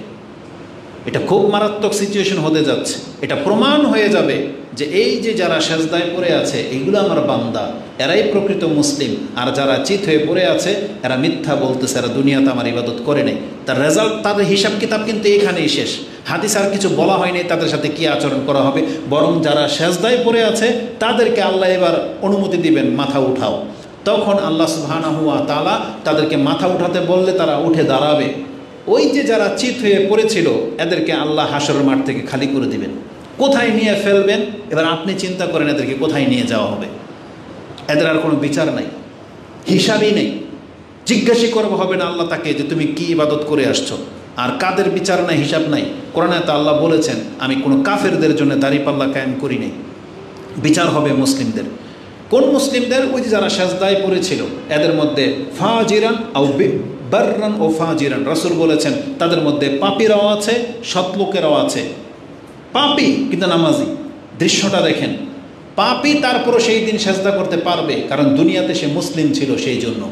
আর এখানে একটা নোক্তা বলে দিই, এই লোকগুলো যখন মাথা উঠাবে না, যারা ফেক মুসলিম, মিথ্যুক মুসলিম, তারা শুধু আল্লাহর পাটুকু দেখতে পাবে, যেটা মুসলিম দাবি করেছিল সেই জন্য। এই জন্য আল্লাহ এতটুকু দেখতে দেবেন। আল্লাহ সুবহানাহু ওয়া তাআলার কদম মুবারক আপনি দেখতে পাবেন যদি মুসলিম হয়ে থাকেন, নামের মুসলিম। আর প্রকৃত মুসলিমরা কি দেখবে? এদেরকে যখন হাসরের মাঠ থেকে সরিয়ে ফেলা হবে, এরা এত বদনসিব যে আল্লাহর চেহারা পর্যন্ত দেখতে পাবে না, যে যেই স্রষ্টা আমাকে সৃষ্টি করলেন তিনি কেমন, এটাই বেনামাজি দেখতে পাবে না। এটা কত বড় মারাত্মক ব্যাপার। আরেকজন পাপী যদি নামাজি হয়, সেও আল্লাহকে দেখতে পাবে, তার কিছুক্ষণ পরেই আল্লাহ তার চেহারাটাকে উন্মুক্ত করে দিবেন এবং তারা দেখবে, আল্লাহকে সচক্ষে দেখবে। রাসূল বলেছেন, ইন্নাকুম তারাউনাহু ইয়ানান, তোমরা সচক্ষে আল্লাহকে দেখতে পাবে হাসরের মাঠে। ইয়ানান, একবার দিব্য চক্ষে দেখতে পাবে। এটা বুখারী মুসলিমের ভাষা। ইন্নাকুম তারাউনাহু ইয়াউমাল কিয়ামাতি ইয়ানান, একবারে সচক্ষে তোমরা আল্লাহকে দেখতে পাবে। আল্লাহকে দেখতে পাওয়ার মর্যাদাটা কি জানেন? এটা অনেকে ফিল করেন নাই। যারা হাসরের মাঠে আল্লাহকে নিজের চোখে দেখতে পাবেন, আপনি যত বড় পাপী হন না কেন, আপনার জন্য জান্নাত নির্ধারিত। কারণ কি জানেন? ওই পুরো টিম যারা আল্লাহকে দেখতে পাবে, এখন আল্লাহ বলবে আমাকে অনুসরণ করো, আসো আমার সাথে। তখন নিয়ে দাঁড় করিয়ে দেওয়া হবে জাহান্নামের পুলের কিনারায়, বলবে এইবার তুমি পার হও, ওই যে ওই পারে জান্নাত, আমি তোমাকে জাহান্নামে ফেলবো না। তুমি যদি পাপ করে থাকো বান্দা, তোমার জিম্মেদারি, এখন তুমি এটা পার হয়ে আসো, ওই পারে আসলে তোমার জন্য জান্নাত। এখন মানুষ পাপের কারণে শাস্তি পাবে, পাপের কারণে জাহান্নামে পড়ে যাবে। আল্লাহ কাউকে ধাক্কা দিয়ে জাহান্নামে ফেলবে না। এই জন্য আল্লাহ বলেছেন, আমি আমার কোনো মুসলিম বান্দার জন্য জাহান্নাম তৈরি করি নাই। উইদ্দাত লিল কাফিরিন, আল্লাহ বলছেন ওটা তো আমি কাফেরদের জন্য তৈরি করেছি। কাফেররা যখন দলে দলে আসবে, যেটা আপনি সূরা জুমার 39 নম্বর সূরার 70 থেকে পড়েন, ওউজলিফাতিল না 39 নম্বর সূরার 70 নম্বর থেকে পড়েন, যেখানে কাফেরদের বর্ণনা দেওয়া আছে যে কাফেরদেরকে দলে দলে নিয়ে আসা হবে। হাত্তা ইযা জাউহা ফুতিহাত আবওয়াবুহা, তারা এসে দেখবে জাহান্নামের দরজাগুলো খোলা। তার মানে জাহান্নামের দরজা আছে, আর সেই দরজা দিয়ে কোনো মুসলমানকে ঢুকানো হবে না, সেখানে ঢুকবে সব কাফেররা, যে ঢুক এই দরজা দিয়ে ঢুক। আর মুসলিমদেরকে কি করা হবে? এই জাহান্নামের উপর দিয়ে সিঁড়ি লাগিয়ে দেওয়া হবে, ছাদ খোলা থাকবে। আল্লাহ কাউকে জাহান্নামের দরজা দিয়ে ঢুকাবে না। আল্লাহর এতটা দয়া, আল্লাহ বলবেন মুসলিম তুমি এটা উপর দিয়ে পার হও, তুমি যদি উপর থেকে ছিটকে পড়ে যাও এটা তোমার দোষ, আমি তোমাকে ফেলার জন্যে জাহান্নাম তৈরি করিনি। এই জন্য যারা উপর থেকে ছিটকে পড়তে না চান, তাহলে আপনাকে সব রকমের পাপ থেকে বাঁচতে হবে। কিন্তু আল্লাহর দয়া এটা, মুসলিম উপর থেকে পড়বে, আবার ভাসবে, আবার একটু উঠবে, আবার পড়বে, এইভাবে সে তার অনেক শাস্তি পাবে, এক পর্যায়ে সে জান্নাত পাবে, কারণ যেহেতু সে আল্লাহকে দেখেছে। নামাজি, কিন্তু যারা সৎ নামাজ পড়েন না, আপনি আল্লাহকে দেখতে পাবেন না, আপনার তকদিরই নেই। এই জন্য আপনাকে সালাত পড়তে হবে। যেহেতু আমি লম্বা করব না, নামাজ সম্পর্কে কথা বলতে গেলে 2 ঘন্টায়ও শেষ হবে না। এটা আমি মুখস্থ বললাম কিন্তু তখন এখন পর্যন্ত আমি তাকাই নেই, দলিলগুলো আমার সব সামনে আছে। তো কথা হচ্ছে যে নামাজ সালাত হচ্ছে মুসলিমদের পরিচয়, এটা বিহীন কিন্তু আপনি নাজাত পাবেন না। এটা আমি বলে দিলাম যে আপনার ইমানের পরীক্ষা করা হবে নামাজের মাধ্যমে, কিন্তু আপনি সেটাকে ঢিনাই করে দিয়ে বসে আছেন। আবার যখন আপনাকে জিজ্ঞেস করা হবে বিচারের মাঠে সর্বপ্রথম কি হিসাব নেওয়া হবে, তখন আপনি আবার ঠিকই উত্তর বলতে পারেন যে হ্যাঁ, বিচারের মাঠে নামাজের হিসাব নেওয়া হবে। জানেন না? শুনেছেন তো ওয়াজ মাহফিলে বহুবার শুনেছেন। অথচ এটাও কিন্তু এক ইমানেরও পরীক্ষা নেওয়া হবে নামাজের মাধ্যমে, সেজদার মাধ্যমে। আবার যখন ওই যে মুসলিমদের বিচার শুরু হবে, পাপ করছে কি করে নাই, তখন গিয়ে প্রশ্ন আসলে নামাজের কথাই প্রথম আসবে। এই হাদিস ইমাম তিরমিজি 413 এবং নাসাইতে হাদিসটি আপনি 464-65 পেয়ে যাবেন। তাতে আছে আবু হুরায়রা তার বর্ণনাকারে তিনি বলেছেন, কালা রাসূলুল্লাহ সাল্লাল্লাহু আলাইহি ওয়াসাল্লাম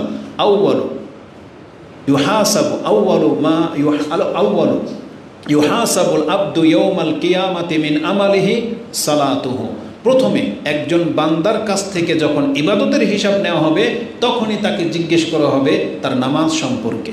ফাইন সালুহাত, সে যদি তার নামাজকে ঠিক রেখে থাকে, ফাকাদ আফলাহা ওয়া আনজা, সেই ব্যক্তি মুক্তি পাবে, সেই ব্যক্তি নাজাত পাবে, সেই ব্যক্তি সফল হবে। ওমান, যেই ব্যক্তি নামাজকে সুরক্ষিত রাখলো, ওমান ফাসাদাত, আর যেই ব্যক্তি নামাজকে ধ্বংস করেছে, ফাকাদে খাবা ওয়া খাসির, সেই ব্যক্তি ক্ষতিগ্রস্ত হবে এবং ধ্বংস হবে। এটি ইমাম তিরমিজি এবং নাসাই কোট করেছেন। তার মানে হিসাব দুই রকম হবে, এক ইমানের হিসাব হবে নামাজ দিয়ে, আবার ইবাদতের ক্ষেত্রে প্রথমেই আল্লাহ সুবহানাহু ওয়া তাআলা নামাজের হিসাব নেবেন। তাহলে আপনি প্রস্তুত করে রাখেন, যেই হিসাবটা প্রথমে আসবে আপনি সেটা ছেড়ে দিয়ে যেটার হিসাবই নেওয়া হবে না আপনি সেই কাজে ব্যস্ত। আজকে অধিকাংশ মুসলিমদের চরিত্র এটা না, দেখবেন যে যেই কাজটা নফলও না, নফল মানে আপনার মজা লাগতেছে সেই কাজে আপনি ব্যস্ত। সেটা কি?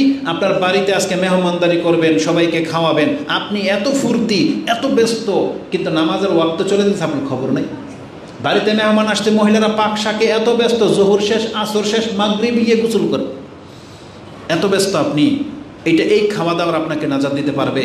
গরুর বিক্রেতা যারা হাটের মধ্যে গরু বিক্রি করেন, আর আপনি ক্রেতা, কুরবানি আল্লাহর জন্য করবেন, লাখ টাকা দামের গরুর কুরবানি, আর আপনার 5 ওয়াক্ত নামাজ গোল্লাই গেল, অথচ আপনি এটা কি জন্য করতেছেন? এই কুরবানি আপনাকে নাজাত দিতে পারবে? আরে বরং কুরবানির ক্ষেত্রে তো আল্লাহ আগে নামাজের কথাটা বলেছেন, ফাসাল্লি লিরাব্বিক ওয়ানহার, তুমি তোমার রবের জন্য সালাত পড়ো, তারপরে বলা হয়েছে কুরবানি করো। ওই ব্যক্তির জন্য জায়েজ নাই যেই ব্যক্তি নামাজ না পড়ে গরুর গলায় ছুরি চালাবে, ওই ব্যক্তির জন্য জায়েজই নেই, আপনি হচ্ছে জালেম ব্যক্তি। কারণ আপনাকে এই অধিকারই দেওয়া হয়নি যে আপনি আল্লাহর একটা প্রাণীকে হত্যা করবেন, এই অধিকারই দেওয়া হয়নি, এটা তো মুসলিমদের জন্য ছিল। এই জন্য আপনাকে নামাজ পড়তে হবে। তো নামাজের হিসাবটা প্রথমে হবে, আর নামাজেরকে আপনি মূল্যায়ন করতেছেন না, অথচ নামাজের সেজদার উপরে আল্লাহ জান্নাতকে লিখে দিয়েছেন। এটাও হাদিস নিয়ে নেন, ইমাম মুসলিম কোট করেছেন এই হাদিস। ইমাম মুসলিম রাহিমাহুল্লাহ এটাও ইমানের অধ্যায়ে হাদিস এনেছেন যে রাসূল সাল্লাল্লাহু আলাইহি ওয়াসাল্লাম বলেন, ইজা কারা ইবনু আদামা আস-সাজদাতা ফাসাজাদা ইতাজালা শায়তানা ইয়াবকি, আদম সন্তান যখন কোরআন পাঠ করে তখন সেজদার আয়াত আসলে কি করে? সেজদা করি কিনা আমরা? সেজদার আয়াতটা শেষ হলেই তো আমরা সেজদা করি। ওই সেজদাটা যখন আপনি করেন, রাসূল বলেছেন ইতাজালা শায়তান, শয়তান তার কাছ থেকে দূরে সরে যায়, ওয়ায়াবকি, এবং কান্না করতে থাকে। কি জন্য কান্না করতে থাকে? আপনি দৃশ্য দেখেছেন, বাচ্চারা ধরেন আপনি কোনো খাবার নিয়ে আসছেন, এক ছেলেকে যেই কালারটা দিয়েছেন এটা ওর পছন্দ, আর আপনার আরেক বাচ্চার পছন্দ, বা ওরটা বেশি গেছে, ও কী করবে? এটাকে ঝাড়া দেওয়া ফেলাই দিয়ে একটা দৌড়ি দিবে, দৌড় দিবে গিয়ে কান্না করে কি না? তা ঠিক শয়তান এই স্বভাবটাই, যখন দেখবে যে ওকে দিয়ে দেওয়া হলো, আমাকে দিয়ে দেওয়া হলো না, শয়তান ওর থেকে দূরে সরে গিয়ে কান্না করতে থাকে। সেটা কি বলে? শয়তান বলে, ইয়া ওয়াইলি, হায় আমার দুর্ভোগ, উমিরা ইবনু আদম বিসুজুদি ফাসাজাদা ফালাহুল জান্নাহ ওয়া উমিরতু বিসুজুদ ফাআবাইতু ফি রিওয়ায়াতিন আসাইতু ফালিয়ান নার।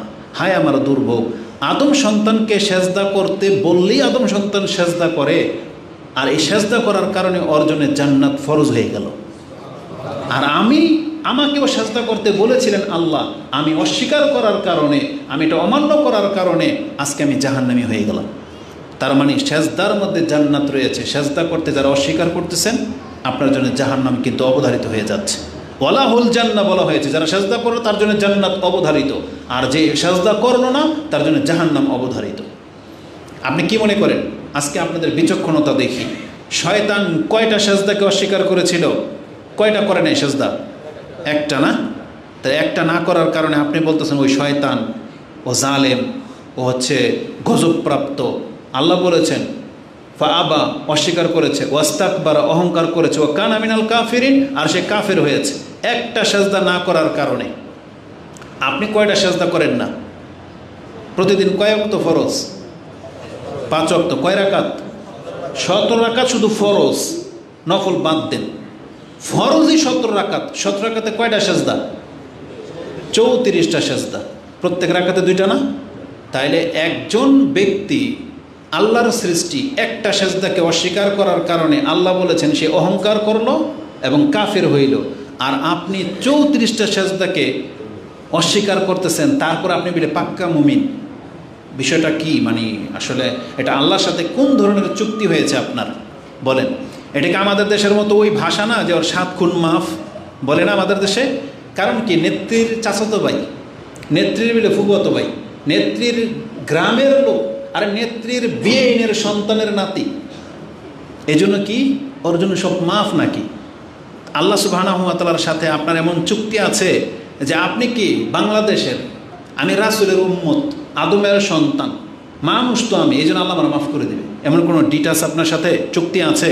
থাকলে দেখান। হাত ও বুরহানাকুম, আপনার কাছে প্রমাণ থাকলে দেখান যে হ্যাঁ আল্লাহর সাথে আমি এই চুক্তিপ্রাপ্ত হয়েছি যে আমি বাংলাদেশের জন্ম, কুমিল্লার সন্তান, আল্লাহর কাছে এটা আমার চুক্তিবদ্ধ আছে, আমি নামাজ না পড়লে আল্লাহ আমার মাফ করে দিবে। দেখাইতে পারবেন কেউ? দেখাতে পারবেন না। আল্লাহ সম্পর্কে মিথ্যা চার হয়ে যাবে এটা। বরং আপনি এটা বলতে পারেন ইবলিস তো ছিল জিন, আমরা তো মানুষ, এই জন্য আল্লাহ যেমন আমাদের পিতাকে ক্ষমা করে দিয়েছে আমাদেরকে তো ক্ষমা করে দিবে। এটারও জবাব আছে। আপনার পিতাকে কি আল্লাহ ক্ষমা করেছিল? আরে যদি প্রথম অপরাধটাকে ক্ষমা করে দিত তাহলে জান্নাত থেকে বের করলেন কেন? তার অপরাধ যেটা ছিল, ভুল যেটা ছিল, এর জন্য কি আল্লাহ তাকে ধরেন নাই?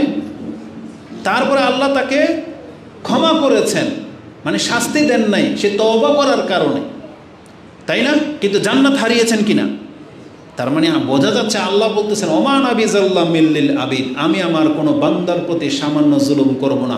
যেই ভুলের কারণে আমি শয়তানকে ধরেছিলাম ওই একই ভুলের কারণে আমি আদমকেও ধরেছিলাম। তবে আদম কি করেছে? আমার কাছে ক্ষমা চেয়েছিল, ক্ষমা চাওয়ার কারণে আদমকে ক্ষমা করা হয়েছে। এই জন্য আপনারা যারা, আমরা যারা বেনামাজি, আপনি যদি এখন তওবা করে নেন আল্লাহ আপনাকে ক্ষমা করে দিবেন। কিন্তু আপনি যদি ইবলিসের মতো যদি হিটলারি করেন এখন, এটা জানার পরও যদি আল্লাহকে সাজদা না করেন, তার মানে আপনি ডিসাইড করেই নিয়েছেন যে আপনি ইবলিসের সাথে যাবেন, এমনটাই না? না হলে যদি আপনি ইবলিসের সাথে যেতে না চান আপনাকে কি করতে হবে? সালাত আদায় করতে হবে। ইবলিস জানেন আল্লাহর সাথে একটা চুক্তি করেছিল, সেটা আমি আপনাকে দেখিয়ে দিই। সেই আয়াতটা আছে সূরা বনী ইসরাঈল 17 নম্বর সূরাত 60-এর পর থেকে আপনি পড়েন। তাতে আল্লাহ সুবহানাহু ওয়া তাআলা ইবলিস বলেছিল আল্লাহকে, আরাআইতা হাযাল্লাযী কাররামতা আলাইয়া লাইন আখখারতানি ইলা আজালিন ইলা ইয়াউমিল কিয়ামা লাআহতানিকান্না যুররিয়াতাহু ইল্লা কালিলা। আল্লাহকে সে বলেছিল, আল্লাহ আপনি এই যে ব্যক্তির দিকে তাকান, এই আদম সন্তান, এর কারণে আজকে আমি লাঞ্ছিত হইলাম, একে আমার উপর আপনি সম্মানিত করেছেন বিদায় আজকে আমি কাফের শয়তান হয়ে গেলাম। আপনি স্মরণ রাখেন আমি আর একটা সন্তানকেও ছাড়ব না, ইল্লা কালিলা, তবে যারা মুক্তি পাবে অল্প মানুষ মুক্তি পাবে, কিন্তু আমি শয়তান এদের সবগুলোকে আমার সাথে জাহান্নামে নিয়েই ছাড়ব। এটা ওয়াদা করেছিল শয়তান। কালা, আল্লাহ সুবহানাহু ওয়া তাআলা তাকে বলেছেন, কালা ইজহাব, যাও, তোমাকে অপশন দিয়ে দেওয়া হলো, ইজহাব ফামান তাবিআকা মিনহুম, তোমার মানুষের মধ্য থেকে যারাই তোমার অনুসরণ করবে, তোমার পথ চলবে, ফাইন্না জাহান্নামা জাযাউকুম জাযাআম মাওফুরা, আমি তোমার সাথে এটা ওয়াদা করলাম তোমার পুরো টিমকে আমি জাহান্নামে ফেলে দেব। তাহলে আজকে যারা বেনামাজি হয়ে ওই ইবলিসের সাথে থাকতে চান, আপনার ঠিকানা কিন্তু ওখানেই হয়ে যাবে। আর আপনি যদি মনে করেন যে আল্লাহ আমাকে ক্ষমা করুক আমার পিতার মতো, তাহলে আদম আলাইহিস সালাম যেটা করেছিল আমাদেরকে সেটা করতে হবে। সেটা কি? এখন আপনি ভুলটা শুধরে নেন, তওবা করে নেন। এখন থেকে জুমার নামাজে মসজিদে ঢুকছেন, আপনার মরার আগ পর্যন্ত যেন এই মসজিদের সাথে আপনার সম্পর্ক যেন ছিন্ন না। এটা ওয়াদা করবেন আল্লাহর সাথে ইনশাআল্লাহ। তাইলে আল্লাহ আপনাকে ওয়াদা করতেছেন, তাহলে আপনাকে ক্ষমা করে দেওয়া হবে। এটা আল্লাহ ওয়াদা। কোরআনের ওয়াদাটা কোথায় আছে? অনেক জায়গায় আছে, তো একটা আয়াত নিন যেটা আল্লাহ সুবহানাহু ওয়া তাআলা সূরা তাহা 20 নম্বর সূরার 82 নম্বর আয়াতে উল্লেখ করেছেন। আল্লাহ বলছেন, ও ইন্নী লাগাফফারুন, অবশ্যই আমি ওই ব্যক্তিকে ক্ষমা করব, ওই ব্যক্তির জন্য অবশ্যই আমি আল্লাহ ক্ষমাশীল। ওয়া ইন্নী লাগাফফারুন লিমান তাবা ওয়া আমানা ওয়া আমিলা সালিহান সুম্মা ইহতাদা, যেই ব্যক্তি তওবা করে আমার প্রতি ঈমান আনলো, সৎ কাজে লেগে গেল এবং মরার আগ পর্যন্ত আর এই রাস্তা ছাড়লো না, সুম্মা ইহতাদা, এই হেদায়েতের উপরে চলতে থাকলো, আল্লাহ বলেছেন এমন প্রত্যেকটা ব্যক্তিকে আমি আল্লাহ ক্ষমা করে দেব। এই জন্য অতীতের যে নামাজগুলো ছুটেছে ওটার জন্য আপনি ভয় পেয়েন না। আজকে যদি তওবা করে 5 ওয়াক্ত নামাজ পড়া আজকে থেকে শুরু করে দেন না, এটা আপনার গ্যারান্টি আছে আল্লাহ আপনার অতীতের সমস্ত পাপগুলোকে মাফ করে দেবেন। এই জন্য এটা যারা পেতে চান অবশ্যই নামাজ আদায় করবেন। এটা ছিল আমাদের পক্ষ থেকে সংক্ষিপ্ত, আমি বলবো এটা নামাজ সম্পর্কে সংক্ষিপ্ত মেসেজ। আরেকটা মেসেজ আজকে আপনাদেরকে দিয়ে দিই, যেটা আজকের খুতবার একটা গুরুত্বপূর্ণ অংশ ছিল, যেটা আপনাদেরকে জানতে হবে। কেন আপনি নামাজ পড়বেন এর একটা মুখ্য কারণ হলো আমরা সবাই দুনিয়া চাই, দুনিয়াতে কিছু ফয়দা চাই। দুনিয়ার ফয়দাটা কি? আপনি পেরেশানিতে আছেন, আপনার সাহায্য লাগবে, কেউ আপনার সাহায্যকারী নাই, একটু বিলম্ব হবে কিন্তু সাহায্য আসবে একটা মাধ্যম অবলম্বন করলে, সেটা হচ্ছে 5 ওয়াক্ত সালাত বা নামাজ। যখন তখন নামাজ যদি আপনি পড়েন আপনি আল্লাহর কাছ থেকে সেটা প্রাপ্ত হতে পারেন যেটা আপনার ঘাটতি আছে। আর এই অফারটা আল্লাহ নিজে করেছেন। কোরআনে আল্লাহ সুবহানাহু ওয়া তাআলা আমাদেরকে জানিয়েছেন, এই আদেশটা আল্লাহ বনী ইসরাঈলদেরকে করেছিলেন, যেটা আপনি সূরা বাকারার 44, 45, 46 এই আয়াতগুলোতে পেয়ে যাবেন। এবং ওই আদেশ আল্লাহ আমাদেরকেও করেছেন, যেটা সূরা বাকারার 151, 52, 53 এই আয়াতগুলোতে পাবেন। আল্লাহ বলেছেন, ইয়া আইয়ুহাল্লাযীনা আমানুস্তাঈনু বিস-সাবরি ওয়াস-সালাহ, তোমরা আল্লাহর কাছে সাহায্য কামনা করো ধৈর্য ধারণ করার মাধ্যমে আর নামাজের মাধ্যমে। কোথায় ধৈর্য ধারণ করবেন? মানে আপনি এখন ফেঁসে গেছেন, চাকরিটা হালাল, অল্প বেতন, আল্লাহ বলছে ধৈর্য ধারণ করো, তুমি হারামে যেও না, ধৈর্য ধারণ করো আর দোয়া করো নামাজের মাধ্যমে, আল্লাহর কাছে চাও। ইন্নাল্লাহা মা'আস সাবিরিন, আল্লাহ তোমার সাথে আছেন, এটা আল্লাহ বলেছেন। এখন আপনি যে আল্লাহর কাছে ধৈর্য ধারণ করবেন নামাজের মাধ্যমে, যে সাহায্য চাবেন, সাহায্য চাইলে যে আপনি সাহায্য প্রাপ্ত হতে পারেন, এটার দলিল দিয়ে দিই। জাকারিয়া আলাইহিস সালাম, তার সন্তানের প্রয়োজন ছিল, তিনি সন্তান চেয়েছেন, চেয়ে গিয়ে নামাজে দাঁড়িয়েছেন।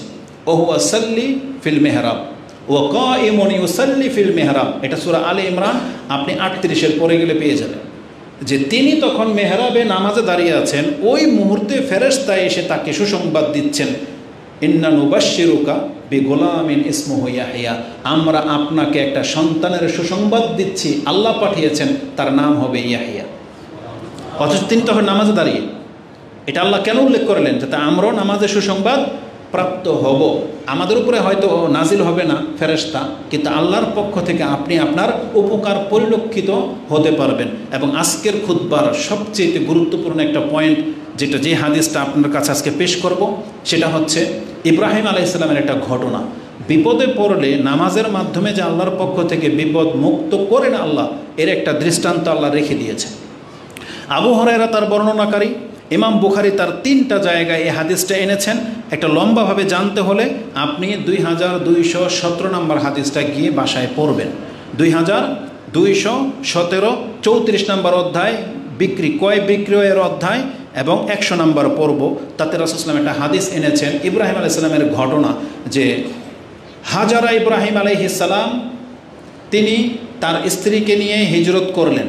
এমন একটা জনপদের উপর দিয়ে গেলেন, সেখানে একজন মালিক ছিল অথবা একজন জব্বার, মানে স্বৈরাচার শাসক ছিল। সেই শাসকের কাছে সংবাদ পৌঁছলো যে ইব্রাহিম নামের এক ব্যক্তি এমন এক মহিলা নিয়ে আসছে, এই বিশ্বের মধ্যে এর মতো সুন্দরী আর কেউ নাই। এই সংবাদ ওই স্বৈরাচার শাসকের কাছে চলে গেল। ইব্রাহিম আলাইহিস সালামকে ডাকানো হলো যে আপনার সাথে কাকে নিয়ে আসছেন, কে এটা? তখন ইব্রাহিম আলাইহিস সালাম বলেছেন, এটা আমার বোন। বলে নাই যে আমার স্ত্রী, যদি বলতো স্ত্রী তাকে তখন ইব্রাহিম আলাইহিস সালামকে হত্যা করে দিয়ে তার বউকে নিয়ে নিত। তিনি ছিলেন সারা আলাইহিস সালাম, তখন বলছে এটা আমার বোন। তখন ইব্রাহিম আলাইহিস সালাম গিয়ে তাকে বলছেন, দেখো এই জমিনে তুমি আর আমি ছাড়া মুমিন কিন্তু কেউ নাই, সেই হিসেবে তুমি আমার বোন, তুমি গিয়ে আবার মিথ্যা আমাকে প্রমাণিত করো না, কারণ তোমাকে এই জন্য বোন বলেছি, যদি স্ত্রী বলতাম ওকে আমাদেরকে হত্যা করে দেবে, তোমাকে রেখে নেবে। তারপরও বাধ্য হয়ে বলছে, ঠিক আছে তাহলে আপনার এই বোনকে আমার কাছে পাঠান। এই বদমাস তলব করলো, নাহলে তো মেরে দেবে। তখন তিনি গেলেন, বলছে তুমি যাও। তিনি তো আল্লাহর খলিল, ওহী আসে তার কাছে, তিনি নির্ভীক ছিলেন, কোনো ভয় পাননি, বলছে যাও। এটা তো ছিল ইব্রাহিম আলাইহিস সালাম। আর ইব্রাহিম আলাইহিস সালামের সাথে এক্সেপশনাল কিছু ঘটলে এটা আমরা বলতে পারি তিনি তো আল্লাহর খলিল, আল্লাহর রাসূল, কিন্তু তার স্ত্রী তো আল্লাহর রাসূল ছিলেন না, কিন্তু কি ছিলেন? একজন সৎ মহিলা, তাই না? শোনেন সারা রাদিয়াল্লাহু তাআলা আনহার ফজিলত কি। তাকে বাধ্য করা হয়েছে এই বাদশার কাছে যাওয়ার, যখন একা রুমে তাকে আবদ্ধ করা হয়েছে, এখন বাদশা তাকে স্পর্শ করবে, ওই স্বৈরাচার। তখন সারা আলাইহিস সালাম তিনি ওযু করে নামাজে দাঁড়িয়ে গেলেন। ওই বাদশা ঘরে ঢুকতে ঢুকতেই তিনি নামাজে দাঁড়িয়ে গেলেন। ফাকামা, তিনি দাঁড়িয়ে গেলেন। ফাকামা ইলাইহা ফাকামাত তাওয়াদ্দা ওয়া তুসাল্লা, তিনি উজু করলেন, নামাজে দাঁড়িয়ে গেলেন। নামাজে তিনি যে দোয়াটা করেছেন আল্লাহর কাছে, তিনি কি বলেছেন? আল্লাহুম্মা ইন কুনতু আমানতু বিকা ওয়া বিরাসূলিক, আমি যদি আল্লাহ তোমার প্রতি ঈমান এনে থাকি, এবং এই যে তোমার রাসূল ইব্রাহিম কেউ ঈমান আনে নাই, আমি ঈমান এনেছি, আমি যদি তোমার রাসূলের প্রতি ঈমান এনে থাকি, ওয়া আহসানতু ফারজি, আর আমি যদি আমার লজ্জাস্থানকে হেফাজত করে থাকি, ইল্লা আলা আজওয়াজি, শুধু আমার স্বামী ছাড়া আজ পর্যন্ত আমাকে কেউ স্পর্শ করে নাই, এটা যদি আল্লাহ তুমি জেনে থাকো, তাহলে ফালা তুসাল্লিত আলাইয়াল কুফা হাযাল কাফির, তাহলে আমার উপরে কাফেরকে তুমি প্রাধান্য দিও না। তিনি নামাজে বলতেছেন, আল্লাহ আমি যদি তোমার প্রতি ঈমান এনে থাকি এবং তোমার রাসূলকে যদি বিশ্বাস করে থাকি, এবং আমার লজ্জাস্থানকে যদি আমি আমার স্বামী ছাড়ার কোনো ব্যক্তিকে স্পর্শ করতে না দিয়ে থাকি, তাহলে আল্লাহ তুমি এই কাফেরকে আমার উপরে চাপিয়ে দিও না। সুবহানাল্লাহ। তিনি দোয়া শেষ করে নামাজ শেষ করেছেন, সাথে সাথে সেই স্বৈরাচার প্যারালাইজড হয়ে জমিনে পড়ে গেছে, পরে পা দিয়ে এভাবে দাফড়াচ্ছে সে। সারা আলাইহিসসালাম দেখলেন ব্যাপারটা তো ভিন্ন হয়ে গেল, কারণ এই মুহূর্তে যদি মরে যায়, বাস্তবিকও মরে যেত, আল্লাহকে মেরেই দিতেন। এই অবস্থায় যদি মরে যায় তখন আমার উপরে অপবাদ আসবে, কারণ ঘরে তোর কেউ নাই, বলবে এই মহিলাকে হত্যা করেছে। ফলশ্রুতিতে কী হবে, আবার আমাকে কেসাস স্বরূপ হত্যা করে দেওয়া হবে। তখন বলছে আল্লাহ যদি এখনও মরে যায় তাহলে এই অপবাদটা আমার উপরে আসবে। আল্লাহ তার দোয়া তখনও কবুল করলেন, আবার ওকে সুস্থ করে দিলেন। কিন্তু এই স্বৈরাচার আবার তার উপরে হাত দেওয়ার চেষ্টা করেছিল, আবার বেহুশ হয়ে পড়ে গেল। এভাবে 2বার কি 3বারের ঘটনা আছে, বলছে ইসনাইন আউ সালাসান, 2বার কি 3বার ঘটেছে। শেষে যখন এই ব্যক্তি দেখলো যে না, একে তো আমি টাচ করতে পারবো না, তখন সে লজ্জায় আর কিছু বলে নাই, ঘর থেকে বেরিয়ে গেছে এবং সবার কাছে এসে বলতেছে আমার কাছে তো একটা শয়তান পাঠানো হয়েছে। তখন শয়তান উপাধি দিয়ে দিল, কারণ এ তো শয়তান, বলি না যে ভেলকিবাজি করে, এ তো শয়তান রূপের মানে পরি হয়ে আসছে, আমার বলিন এরকম। তখন এই কথা বলে ওর জাতির কাছেও ফেমাস হয়ে গেল, বলল ওকে ওর জায়গা মতো পৌঁছে দিয়ে আসুক, সাথে ওকে একটা খাদেমও দিয়ে দেওয়া হোক। তখন ওই হাজার আলাইহিস সালামকেও এর সাথে গিফট হিসেবে দিয়ে দেওয়া হয়েছিল বাঁচার জন্য। তাহলে এই হাদিস বুখারীতে আছে। তাহলে আমি যেটা দেখাতে চেয়েছি, আল্লাহ সুবহানাহু ওয়া তাআলার ওয়াদা এটা, আল্লাহ যখন কোনো কাজ ঘটান এটা শুধু একজন ব্যক্তির জন্য সীমাবদ্ধ থাকে না। আমরা যদি ওই চরিত্রের মুসলিম হতে পারি তাহলে আল্লাহ আমাদেরকেও বিপদের সময় উদ্ধার করবেন, এটা আল্লাহর ওয়াদা। কারণ আল্লাহ ইউনুস আলাইহিস সালামকে উদ্ধার করে তখন এটা বলেন নাই যেটা ইউনুসের জন্য খাস, বরং আল্লাহ বলেছেন ওয়াকাযালিকা নুনজিল মুমিনিন, এইভাবে আমি ইউনুসকে উদ্ধার করেছি, আমি আমার মুমিন বান্দাদেরকে এইভাবেই উদ্ধার করে থাকি। আকুলু লিকাউলি হাযা আস্তাগফিরুল্লাহ লি ওয়া লাকুম ওয়া লিসাইরিল মুসলিমিন ফাস্তাগফিরু ইন্নাহু হুয়াল গফুরুর রহিম।